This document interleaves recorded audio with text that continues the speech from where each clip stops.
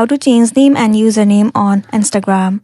It's pretty simple and a quick process. So without any further delay, let's jump right into the video. First thing first, move into your application Instagram.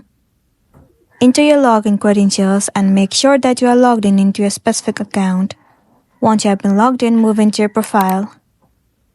And then simply you have to click on Edit Profile.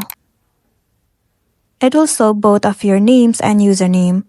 Click on Name if you want to change the name. Now simply remove the name that you have previously entered and then enter a new one. You can only change your name twice within 14 days, so click on Change Name if you are ready. There you go, the name has been changed. So similarly, if you also want to change username, you simply need to tap on Username. Remove the name that you have entered before and then enter a new one. Once done, click on Done at the top right corner. After that, it will change your name and the username too. So that's the end of the video. If this video helped you, give it a like and check out our next tutorial. Thank you.